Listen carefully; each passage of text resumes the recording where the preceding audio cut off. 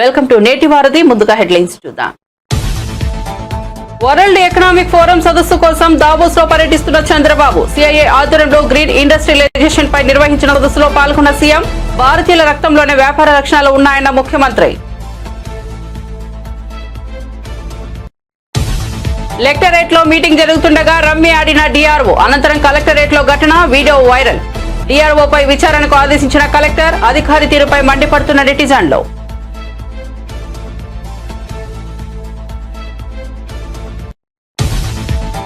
Real estate broker ను కొట్టిన BJP MP Etela Rajender. Medchal జిల్లా పోచారం మున్సిపాలిటీ పరిధిలో ఘటన. రియల్ ఎస్టేట్ ఏజెంట్లు దౌర్జన్యాలకి పాల్పడుతున్నారని ఫిర్యాదు. ఇంటి స్థలాల యజమానులను ఇబ్బంది పెట్టడం ఏమిటని ఆగ్రహం.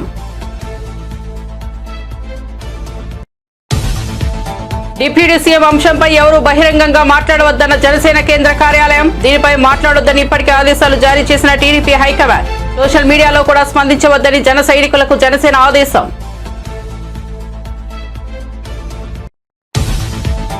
రేవంత్ రెడ్డి విదేశాల్లో, మంత్రులు పక్క రాష్ట్రాల్లో బిజీగా ఉన్నారన్న హరీష్ రావు. గ్రామ సభల్లో ఊరూరా జనం తిరగబడుతున్నారని వ్యాఖ్యలు. కాంగ్రెస్ ఏడాది పాలన ఫెయిల్యూర్ అంటూ విమర్శలు.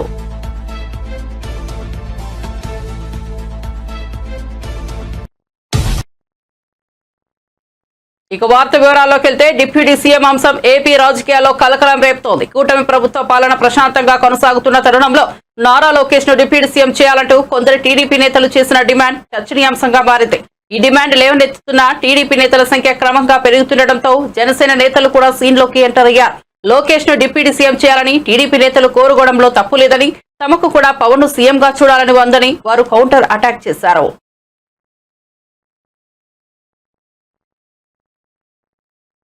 AP CM Chandrababu Naidu world economic forum సదస్సు కోసం దావోస్ లో పర్యటిస్తున్న విషయం తెలిసిందే. ఇందులో భాగంగా సిఐఐ ఆధ్వర్యంలో గ్రీన్ ఇండస్ట్రియలైజేషన్ పై నిర్వహించిన సదస్సులో ముఖ్యమంత్రి మాట్లాడారు. భారతీయుల రక్తంలోనే వ్యాపార లక్షణాలు ఉన్నాయన్న ఆయన ప్రపంచ దేశాలకు మన వాళ్ళు అత్యుత్తమ సేవలు అందిస్తున్నారని ప్రశంసించారు. ఇంకా చంద్రబాబు మాట్లాడుతూ, మీ అందరినీ చూస్తుంటే నాలో నమ్మకం పెరిగేది. భవిష్యత్తులో నా కళలు నిజమవుతున్నాయనే నమ్మకం కలిగేది. 1991లో దేశంలో ఆర్థిక సంస్కరణలు ప్రవేశపెట్టారు. ఇంటర్నెట్, ఆర్థిక సంస్కరణలను వినియోగించి రెండవ తరం సంస్కరణలను ప్రవేశపెట్టారని తెలిపారు. With all these things, it is again we are having excellent ports on East Coast. After green hydrogen, one has to export. Now he has acquired some units in Kakinada port. Port is ready. If he can complete the project, he can export immediately. That is the advantage we are having. All ecosystem is in order. What I wanted to request all of you, I wanted to go now, all vehicles, EV vehicles, even on rooftop, I want to promote in a big way. And as on today, this year, around 30 lakh families we are promoting to have rooftop power generation, that is solar. Ultimately, I wanted to make it democratization of power generation. You can generate, you can consume, surplus, you can give it to grid, deficit, you can take back, net metering, everything we can do it. Now technology is very big handy. Use technology and move forward. Then finally, green energy is the solution. We are having one is environmental, carbon emissions, but at the same time, cost effectiveness. But only my request to you, all of you, have R&D strong. Make research continuously. How to reduce the cost, how to bring innovations. Thereby, you are going to do lot very big job, and also you are going to save the environment. పేదల భూములను ఆక్రమించుకున్నాడని ఆరోపిస్తూ BJP నేత Malkajgiri MP Etela Rajender ఓ real estate broker ను కొట్టారు. ఈ ఘటన మేడ్చల్ జిల్లా Pocharam municipality పరిధిలో చోటు చేసుకుంది. రియల్ ఎస్టేట్ బ్రోకర్ వైపు కోపంగా దూసుకొచ్చిన ఈటెల అతని చెంపపై ఒక్కటి కొట్టారు. ఆ తర్వాత అక్కడే ఉన్న బీజేపీ కార్యకర్తలు కూడా కొంతమంది ఆ బ్రోకర్ పై చేసుకున్నారు. పోచారం మున్సిపాలిటీ పరిధిలోని ఏకశిలా నగర్ లో ఈటెల పర్యటించారు. రియల్ ఎస్టేట్ ఏజెంట్లు తనపై దౌర్జన్యానికి పాల్పడుతున్నారంటూ ఓ మహిళ ఫిర్యాదు చేసింది. పలువురు బాధితులు కూడా ఫిర్యాదు చేశారు. ఈ క్రమంలో ఈటెల రియాలిటీ బ్రోకర్ పై చేయి చేసుకున్నారు. ఇంటి స్థలాల యజమానులను ఇబ్బంది పెట్టడం ఏమిటని ఆగ్రహం వ్యక్తం చేశారు.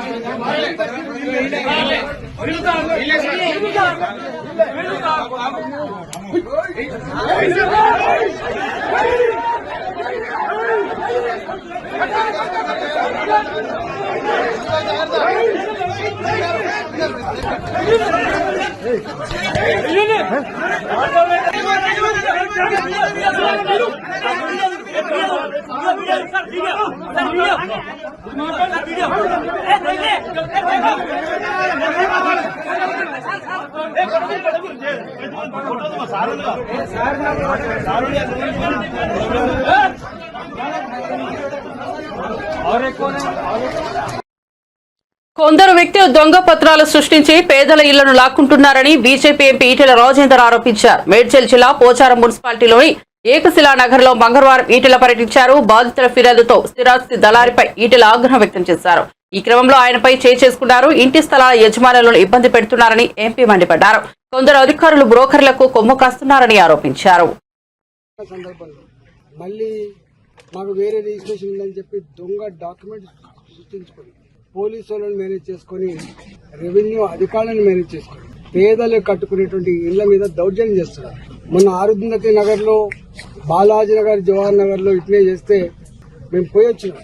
పేదల వాళ్ళు 40 గజాలు 60 గజాలలో ఇల్లు కట్టుకునేటువంటి పేదల వాళ్ళు 40,000 50,000 జమ చేసుకుని ఒక రేకుల షెడ్ వేసుకుంటే కూలగొట్టిపోతున్నారు. 50,000 రూపాయల నుంచి 2 లక్షల రూపాయలు ఇస్తే తప్ప పేదలు ఆ రేకుల షెడ్ వేసుకునే పరిస్థితి లేదు. దాని మీద నేను రెవెన్యూ మంత్రి గారితో మాట్లాడినా, కలెక్టర్ గారితో మాట్లాడినా, సిపి గారితో కూడా మాట్లాడినా. నేను 6 నెలలు అవుతుంది భారతీయ జనతా పార్టీ ఎంపీకి ఇక్కడ గెలిచి. 6 నెలల నుంచి ప్రతి నిత్యం కూల్చివేతల బాధలు తప్ప, పేదల కన్నీళ్లు తప్ప, నా ఇండ్లు కూలగొడుతున్నారు, నా జాగలు గుంజుకుంటున్నారు, నేను కాంపౌండ్ వాళ్ళు కడితే కూడా గుండాలు బెదిరిస్తున్నారు, మా కాలనీలలో కిరాయి గుండాలు లిక్కర్ సీసాలు తెచ్చుకొని తాకుండా మా మీద దౌర్జన్యం చేస్తున్నారు. ఎటుపోతుంది సారు ఇది?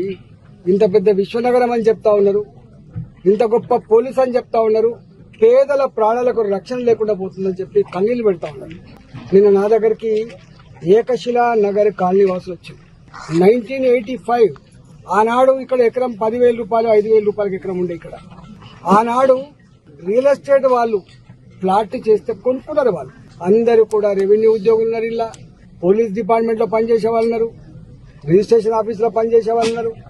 ఇలా 32 డిపార్ట్మెంట్లలో పనిచేసేటువంటి ఆనాటి చిన్న ఉద్యోగులు ఇక్కడ జాగాలు కొనుక్కున్నారు.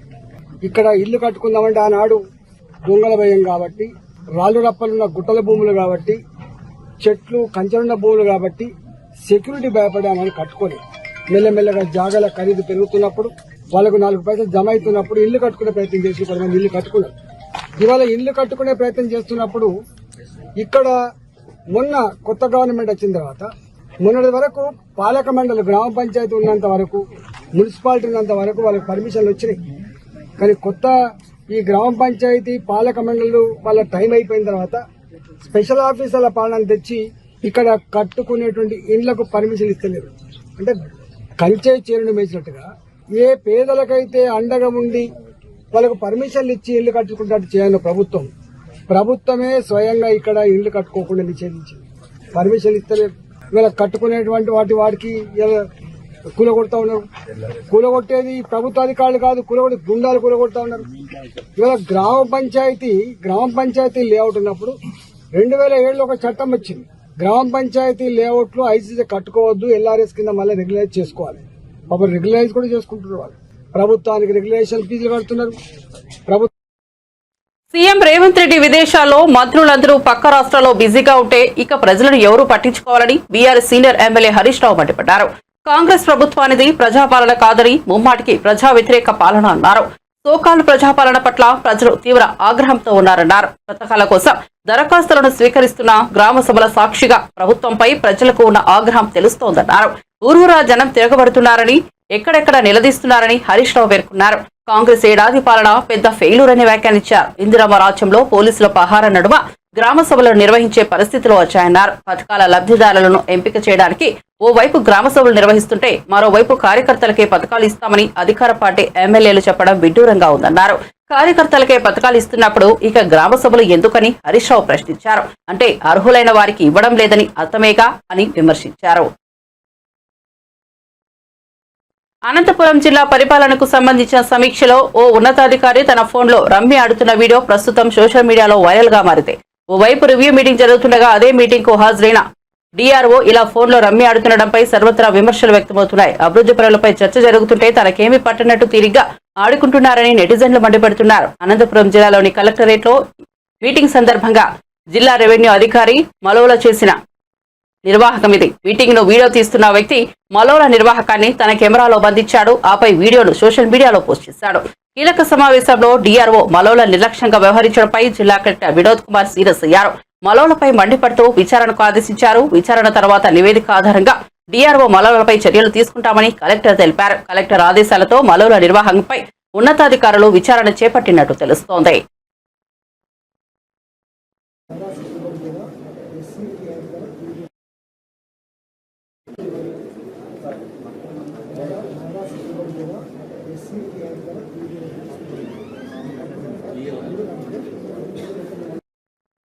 మంచిర్యాల జిల్లా భీమవరం మండలం పోలంపల్లి గ్రామ సభలో రేషన్ కార్డుల జాబితా అంశంపై గందరగోళం నెలకొంది. మొదటి విడత రేషన్ కార్డు లిస్టులో తమ పేర్లు లేవని గ్రామ సభలో కొత్త కార్డుల కోసం దరఖాస్తు చేసుకున్న అర్హత కలిగిన లబ్ధిదారులు ఆందోళన చేపట్టారు.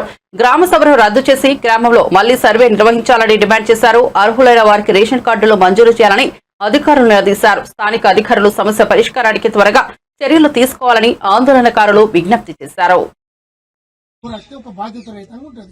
ఇప్పుడు ఎవరు ఇప్పుడు దీని బాధ్యతలను నక్కలైనా వహిస్తారా లేకుంటే దుబ్బాలైనా కొడుకు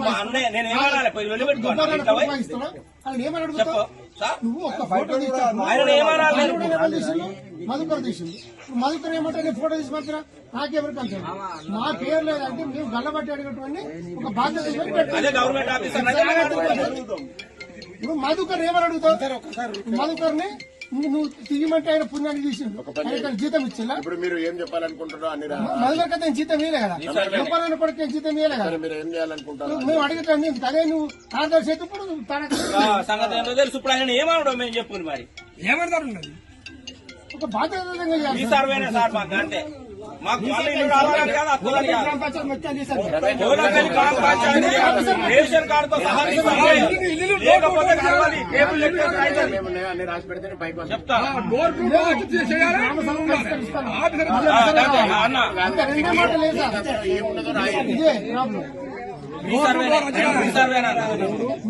అరే ఇప్పుడు చెప్పు ఏం సర్వే చేసి సర్వే ఏం జరిగిందో రాకపోతే మళ్ళీ ఒక దరఖాస్తు ఒత్తికిరా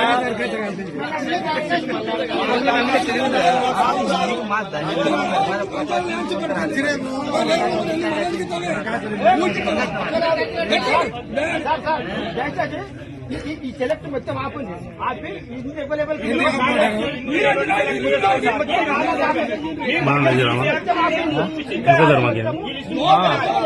ఎంత జరిగా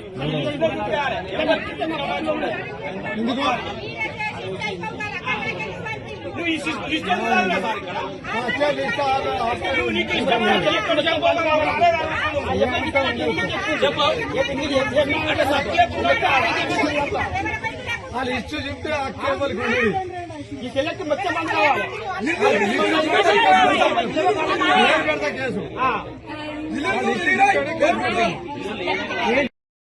దావోస్ పర్యటనలో ఉన్న తెలంగాణ ముఖ్యమంత్రి రేవంత్ రెడ్డికి బీజేపీ ఎమ్మెల్యే రాజాసింగ్ కీలక విజ్ఞప్తి చేశారు. నాంపల్లి ఎగ్జిబిషన్ గ్రౌండ్స్ లో ప్రతి సంవత్సరం నిర్వహిస్తున్న నోమాయిస్ ఎగ్జిబిషన్ ను నగర శివారులో ఏర్పాటు చేయాలని ఈ సందర్భంగా ఎమ్మెల్యే రాజాసింగ్ కోరారు. నగరం మధ్యలో ఈ ఎగ్జిబిషన్ పెట్టడంతో ప్రతిరోజు వేలాది సంఖ్యలో ప్రజలు వస్తుండటంతో భారీగా ట్రాఫిక్ జామ్ ఏర్పడుతుండటంతో ట్రాఫిక్ జామ్ ఏర్పడి గంటల తరబడి వాహనాల రాకపోకలకు ఇబ్బందులు తలెత్తుతున్నాయన్నారు. ముఖ్యంగా వందలాది వాహనాల పార్కింగ్ ఇబ్బందులు ఏర్పడుతున్నాయని, మరోవైపు పార్కింగ్ పేరుతో దోచుకుంటున్నారని అన్నారు. ఎగ్జిబిషన్ వచ్చే వారి కోసం నిర్వాహకులే ఉచితంగా పార్కింగ్ సదుపాయం కలిగించేలా చర్యలు తీసుకోవాలని కోరుతూ ఎమ్మెల్యే రాజాసింగ్ సీఎం రేవంత్ రెడ్డికి విజ్ఞప్తి చేశారు. మోజంజాయ్ మార్కెట్ నుంచి ఏక్ మినార్ మస్జిద్ వరకు, ఏక్ మినార్ మస్జిద్ నుంచి అసెంబ్లీ వరకు ఎన్నో గంటలు రోడ్డు మొత్తం జామ్ ఉంటుంది. సరౌండింగ్ మొత్తం న్యూసెన్స్ జరుగుతుంది. నేను గతంలో కూడా అసెంబ్లీలో ముఖ్యమంత్రి గారు ఉండే, అప్పుడు కేసీఆర్ గారు, వాళ్ళకి రిక్వెస్ట్ చేసిన, ఈ ఎగ్జిబిషన్ కి సిటీ నుంచి బయట ట్రాన్స్ఫర్ చేయండి. దాదాపు ఒక 100 ఎకరాల భూమిలో ఎగ్జిబిషన్ పెడితే మంచి ఒక సిస్టమేటిక్ ఎగ్జిబిషన్ జరుగుతుంది. ఇంకా గ్రాండ్ గా ఎగ్జిబిషన్ కార్యక్రమం కూడా అక్కడ పెట్టుకోవచ్చు అని నేను అసెంబ్లీలో కూడా అప్పుడు రైజ్ చేసిన, కానీ వినలే. ఎందుకంటే ఈ ఎగ్జిబిషన్ నుంచి కొంతమంది మినిస్టర్లకి ఎక్కువ ప్రాఫిట్ వస్తుంది. ఎందుకంటే లోపల చాలా వరకు తప్పులు జరుగుతాయి. చాలా వరకు ఈ షాపు అలాట్మెంట్లో కూడా ఈ వేరే వేరే విధంగా స్కామ్ కూడా జరుగుతుంది. దానివల్ల ఎక్కువ ప్రాఫిట్ ఉంది కదా. ఏ గవర్నమెంట్ ఉంటే, ఏ మినిస్టర్ ఉంటే వాళ్ళకి లాభం సపరేట్ గా వెళ్ళిపోతుంది. అది ఒక సబ్జెక్ట్. ఇప్పుడు ఏంటంటే ఎగ్జిబిషన్ లో ఒక్క వ్యక్తికి 50 రూపాయలు ఎంట్రీ ఫీజు, కానీ బయట ఒక చిన్న బైక్ పెట్టాలంటే 60 రూపీస్. అదేవిధంగా ఒక కార్ పెట్టాలంటే 150 రూపాయలు. నేను పోలీస్ అధికారులతో తెలుసుకున్నా ఇప్పుడే, అసలు ఏంది ఇది, ఒక గవర్నమెంట్ కాలేజ్ లో ఇట్లాంటి పార్కింగ్ చేస్తున్నారు, అసలు ఏం సంగతి అని అడుగున్నా. ఎందుకంటే చాలా వరకు జనాలు ఇంత డబ్బులు వసూలు చేస్తున్నారు, ఇంత రాడిజం చేస్తున్నారని చాలా వరకు జనాలు వీడియోలు పెట్టినారు. అదే నేను కోట్ చేసుకుంటా, అసలు అవసరమా? గవర్నమెంట్ కాలేజ్, గవర్నమెంట్ ప్లేస్ లో ఫ్రీ పార్కింగ్ చేయండి. జనాలు మన తెలంగాణ జనాలే కదా, బయట జనాలు అయితే లేదు కదా. కానీ ఎగ్జిబిషన్ కి ఫ్యామిలీ సహా వచ్చే వాళ్ళకి ఒక కార్ పార్కింగ్ పెట్టాలంటే 150 రూపాయలు ఇవ్వాలి, ఒక బైక్ పెట్టాలంటే 60 రూపీస్ పెట్టాలి. అసలు ఇది టెండర్ అయిందా? ఒకవేళ టెండర్ జరిగితే అసలు మాకు నాలెడ్జ్ పెట్టారా, మాకు నాలెడ్జ్ లో పెట్టారా? అసలు ఈ విధంగా మేము టెండర్ పెడుతున్నాము, ఈ విధంగా రెంట్ వసూలు చేయాలనుకుంటున్నామని ఒకవేళ మాతోని కలెక్టర్ గారు చర్చ చేస్తే మేము అడ్వైజ్ ఇచ్చేది. జనాలు వస్తున్నారు, ఆల్రెడీ ఎంట్రీ ఫీజు 50 రూపాయలు ఇస్తున్నారు, వాళ్ళకి కార్ ఫ్రీ పార్కింగ్ కి మనం వ్యవస్థ చేసే బాధ్యత మనది. బైక్ ఫ్రీ పార్కింగ్ చేసే బాధ్యత మనది ఉంటుంది. మేము కూడా అడ్వైజ్ ఇచ్చేది. కానీ తెలియదు ఎవరికి ఎంత లంచం పోతుంది, ఎవరికి ఎంత కమిషన్ పోతుంది. కానీ కార్ కూడా డబ్బులు వసూలు చేస్తున్నారు, బైక్ కూడా డబ్బులు వసూలు చేస్తున్నారు, లోపల షాపులకి డబ్బులు ఎక్కువ వసూలు చేస్తున్నారు. మొత్తం లోపట బయట అన్ని స్కామ్ జరుగుతుంది. ఈ విధంగా ఎగ్జిబిషన్ అయితే జరుగుతుంది. నేను మళ్ళొక్కసారి ఇప్పుడున్న ముఖ్యమంత్రి రేవంత్ రెడ్డి గారికి రిక్వెస్ట్ చేస్తున్నా, సిటీ నుంచి ఎగ్జిబిషన్ ని మీరు బయట పంపించండి. ఎందుకంటే ఏదైనా చిన్న ప్రమాదం జరిగితే ప్రాణ నష్టం ఎక్కువ జరగవచ్చు. గతంలో ఏ విధంగా ఒక మంటలు వచ్చినాయి ఎగ్జిబిషన్ లో, ఎంత ఇబ్బంది ఉండేది, కానీ ఇమీడియట్ గా కంట్రోల్ అయింది అది. లేకపోతే చాలా వరకు ప్రాణ నష్టం జరిగేది. అందుకోసం ముఖ్యమంత్రి గారు ఇప్పుడైనా సిటీకి అవుట్ సైడ్ ఒక 100 ఎకరాల్లో 200 ఎకరాల్లో ఈ ఎగ్జిబిషన్ పెడితే చాలా బాగుంటుందని నేను ముఖ్యమంత్రి రేవంత్ రెడ్డి గారికి రిక్వెస్ట్ చేస్తున్నా. తెలంగాణ రాష్ట్రంలోని ప్రభుత్వ రవాణా సంస్థ అయిన ఆర్టీసీని ప్రైవేట్ పరం చేయాలని చూస్తున్నారని మాజీ రవాణా శాఖ మంత్రి పువ్వాడ అజయ్ కుమార్ సంచలన ఆరోపణలు చేశారు. ఈ మేరకు హైదరాబాద్ లోని తెలంగాణ భవన్ లో మీడియా సమావేశం నిర్వహించారు. ఈ సందర్భంగా ఆయన మాట్లాడుతూ కాంగ్రెస్ ప్రభుత్వ తీరుపై విమర్శలు చేశారు. అలాగే ఆర్టీసీ డిపోలను ప్రైవేటీకరించడం ఆ సంస్థలకు పిడుగుపాటు లాంటి అంశమన్నారు. అలాగే ఈ నిర్ణయం ఆర్టీసీ సంస్థ ఉద్యోగులకు గొడ్డలి పెట్టు లాంటిదని, దీనిని ఇప్పుడే పట్టించుకోకపోతే ఆర్టీసీ మొత్తాన్ని ప్రైవేటీకరణ చేస్తారని, దీనిపై ప్రభుత్వం రహస్య ఎజెండాతో ముందుకు వెళ్తోందన్నారు. అలాగే ఆర్టీసీని పరిరక్షించుకునేందుకు తాము పోరాడతామని, ఈ పోరాటానికి కలిసి వచ్చే సంఘాలతో కలిసి ఉద్యమిస్తామని ఈ సందర్భంగా మాజీ మంత్రి పువ్వాడ అజయ్ కుమార్ చెప్పుకొచ్చారు. And different electric vehicle manufacturers ఆ బిడ్లో పాల్గొని బస్సెస్ని మనకి పర్ కిలోమీటర్ ఇంత అని చెప్పి తిప్పడానికి బిడ్ చేయాల్సిన ఇది ఉంటుంది. ఆ పరిస్థితుల్లో టికెట్ ప్యాసింజర్ దగ్గర నుంచి వసూలు చేసే బాధ్యత ఆర్టీసీదే ఉండింది.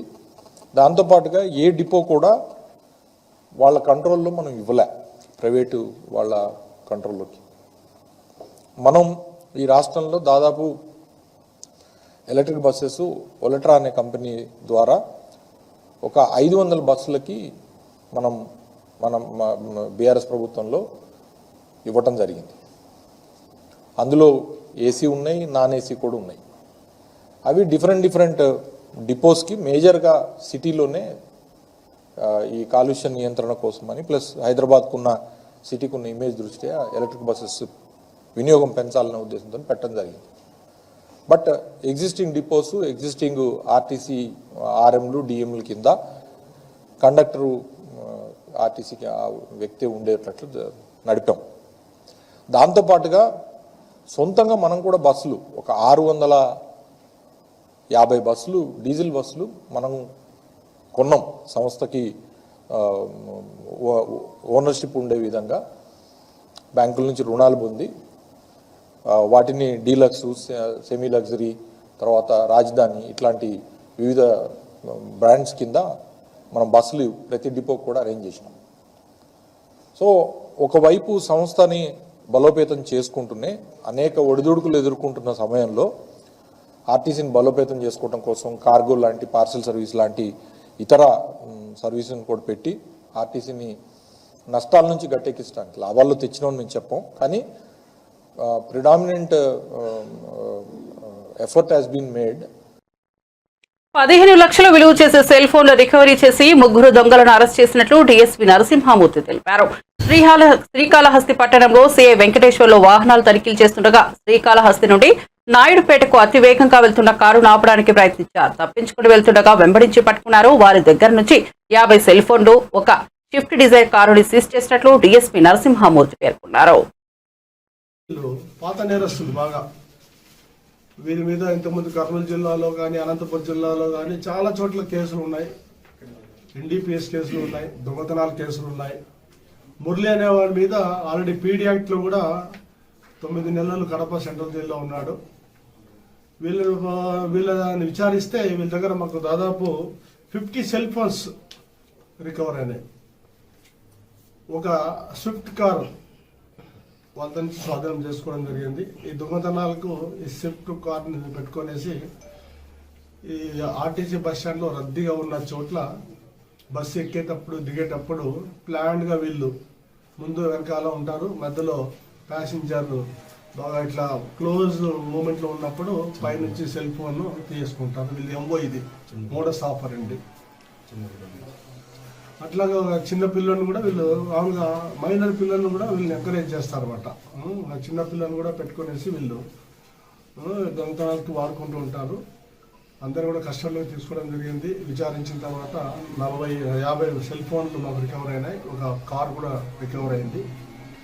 వీళ్ళని టోటల్ సీఏ గారు పకడ్బందీగా కేసు నమోదు చేసి రికవరీ చేసి కోర్టుకు కూడా ఈరోజు రిమాండ్ పంపడం జరుగుతుంది. ఈ విషయాన్ని మేము మా ఉన్నతాధికారులు కూడా తెలియజేశాం. ఎస్పీ గారు, అడిషనల్ ఎస్పీ లండో గారు అందరూ కూడా బాగా అప్రిషియేట్ చేశారు. మా ఎస్బీ కానిస్టేబుల్ కూడా బాగా మాకు కొంత సమాచారం సేకరించి ఇస్తున్నాడు. అతను కూడా ఎస్బీ డిఎస్పీ గారికి చెప్పాము. అతను కూడా అప్రిషియేట్ చేస్తున్నాము. తాడిపత్రి మున్సిపల్ చైర్మన్ జేసీ ప్రభాకర్ రెడ్డి తనపై చేసిన వ్యాఖ్యలకు తాను చాలా వేదనకు గురయ్యానని సినీ నటి మాధవీలత చెప్పారు. సినీ హీరోయిన్స్ మహిళలపై అసభ్యకరంగా మాట్లాడి ఆ తర్వాత క్షమాపణ చెప్తే సరిపోతుందా అని ప్రశ్నించారు. సీనియర్ రాజకీయ నాయకుడైన జేసీ ప్రభాకర్ రెడ్డి దీని ద్వారా ప్రజలకు ఏం సందేశం ఇవ్వాలనుకుంటున్నారని నిలదీశారు. గచ్చిబౌలిలోని సైబరాబాద్ కమిషనరేట్ కార్యాలయంలో జేసీ ప్రభాకర్ రెడ్డిపై మంగళవారం ఆమె ఫిర్యాదు చేశారు. అనంతరం మీడియాతో మాట్లాడారు. జేసీ వ్యవహారంపై తన కుటుంబ సభ్యులు సైతం భయోందోళనకు గురయ్యారని ఆవేదన వ్యక్తం చేశారు. నమస్తే అండి. మీ అందరికీ కూడా తెలుసు. ఫస్ట్ ఆఫ్ ఆల్ మీడియా మిత్రులందరికీ కూడా చాలా చాలా థ్యాంక్స్. ఒక ఆల్మోస్ట్ 13-14 డేస్గా రన్ అవుతుంది. సంక్రాంతి హాలిడేస్ కారణంగా లేట్గా కంప్లైంట్ చేయాల్సి వచ్చింది. లేదు అంటే చాలా అర్లియర్గానే కంప్లైంట్ సబ్మిట్ చేసేదాన్ని. జేసీ ప్రభాకర్ రెడ్డి గారు నా మీద చేసిన వ్యాఖ్యలకు నేను హర్ట్ అవ్వడమే కాదు, అండ్ మోర్ ఆఫ్ క్షమాపణ చెప్పేశాను కదా అయిపోయింది అంటే. సో ఒక సీనియర్ పాలిటీషియను ఏం ఎగ్జాంపుల్ ఇవ్వాలి అనుకుంటున్నారు? సో అమ్మాయిలని అబ్యూస్ చేసేసి బూత్ వర్డ్స్ అండ్ మళ్ళీ ఒక సారీ చెప్పేస్తే ఈ రోజు నేను రేపు పొద్దున ఇంకొకళ్ళు. సో ఫర్దర్ జనరేషన్స్కి ఆడపిల్లలు పాలిటిక్స్లోకి వచ్చినా ఇంకో ఫీల్డ్లోకి వచ్చినా సో సీనియర్ పాలిటిషియన్స్ ఎలాంటి పదాలతోనైనా అబ్యూస్ చేయొచ్చు. సో ప్రజలని సక్రమ మార్గంలో పరిపాలించాల్సిన నాయకులే ఇలాంటి బూతు మాటలు మాట్లాడేసేసి మాకు సరదా వచ్చేసింది, వయసుతో వచ్చింది, లేకపోతే ఆవేశంలో వచ్చింది అంటే వాళ్ళ ఫాలోవర్స్ కూడా ఎస్ దిస్ ఈజ్ రైట్, తప్పేముంది అని కూడా అంటున్నారు. సో ఇదే వాళ్ళ ప్రజలందరికీ నేర్పిస్తున్నారు. రేపొద్దున ఇంకొకరు కూడా అంటారు. సో అది నేను దాన్ని ఖచ్చితంగా ఖండించాలి అండ్ నా కోసం నేను ఫైట్ చేసుకోవాలి. అప్పుడే నేను అమ్మాయిల గురించి మాట్లాడే హక్కు నాకు ఉంటుంది. అండ్ నా మీద జరిగిన అబ్యూస్కి నేను నోరు మూసుకొని అయ్యో వాళ్ళు పెద్దోళ్ళు, వాళ్ళ గురించి మీడియా మిత్రులు అందరూ నాకు చాలామంది ఫోన్ చేసి they are like very dangerous people, జాగ్రత్తగా ఉండు, వాళ్ళకి చాలా క్రిమినల్ బ్యాక్గ్రౌండ్ ఉంది, వాళ్ళ మీద చాలా క్రిమినల్ కేసులు కూడా ఉన్నాయి, సో నేను ఏమైనా అటాక్ చేయొచ్చు, ఇలాంటివన్నీ చెప్పినా కూడా జాగ్రత్తలు చెప్పారు. సో నిన్న మొన్న ఇంటర్వ్యూకి వెళ్ళినప్పుడు కూడా నాకు సేమ్ చెప్పారు, జాగ్రత్తగా ఉంది, they are very dangerous people అని. సో అంత డేంజరస్ పీపుల్ ఉన్నప్పుడు సో మాధవీలత అనే అమ్మాయి నోరు మూసుకొని సైలెంట్గా ఉంటే రేపు పొద్దున అసలు ఆడపిల్లలు మీరు ధైర్యంగా ఉందని చెప్పారు రైట్ నాకు లేని కారణంగా. సో అది నాకు నేను ఛాలెంజింగ్గా తీసుకొని సో కమిషనర్ గారికి కంప్లైంట్ చేయడం జరిగింది. అండ్ ఏదైతే అబ్యూస్ చేశారో అండ్ వాళ్ళ బ్యాక్గ్రౌండ్ ఎలా థ్రెటన్ చేస్తున్నారు అండ్ అందరూ ఏమంటున్నారు అండ్ వాళ్ళ ఫాలోవర్స్ సో నాకు సోషల్ మీడియాలో ఎలాంటి థ్రెటన్స్ ఇస్తున్నారు అనే దాన్ని మెన్షన్ చేయడం జరిగింది. అండ్ సిన్స్ 15 days నాకు ప్రాపర్గా స్లీప్ కూడా లేదు, ఎందుకంటే అదొక ట్రోమా అయింది. నా కోసం నేను ఫైట్ చేసుకోకపోతే ఎలా అని. అండ్ నా పేరెంట్స్ కూడా చాలా భయపడ్డారు. సో ఈరోజు కమిషనర్ గారికి 2 కంప్లైంట్స్ ఫైల్ చేయడం జరిగింది. యాజ్ ఎ ఉమెన్గా నా మీద ఏం జరిగిందో అదొకటి.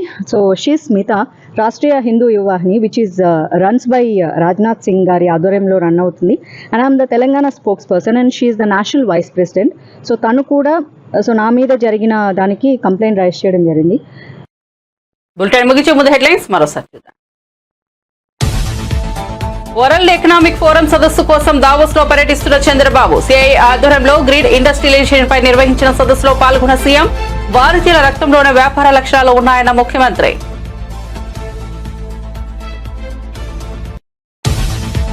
కలెక్టరేట్ లో మీటింగ్ జరుగుతుండగా రమ్మి అడ్డిన డిఆర్ఓ.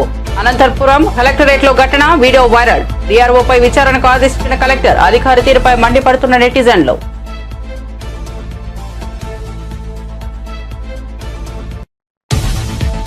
రియల్ ఎస్టేట్ బ్రోకర్ ను కొట్టిన బీజేపీ ఎంపీ ఈటెల రాజేందర్. మేడ్చల్ జిల్లా పోచారం మున్సిపాలిటీ పరిధిలో ఘటన. రియల్ ఎస్టేట్ ఏజెంట్లు దౌర్జన్యాలకి పాల్పడుతున్నారని ఫిర్యాదు. ఇంటి స్థలాల యజమానులను ఇబ్బంది పెట్టడం ఏమిటని ఆగ్రహం.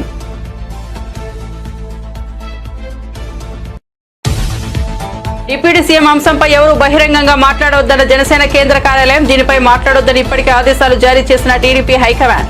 సోషల్ మీడియాలో కూడా స్పందించవద్దని జన సైనికులకు జనసేన ఆదేశం.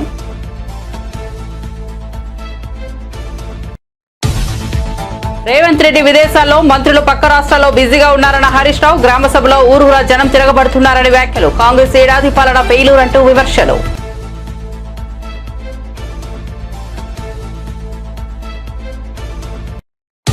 మరిన్ని అప్డేట్స్ కోసం చూస్తూనే ఉండండి నేటి వారధి.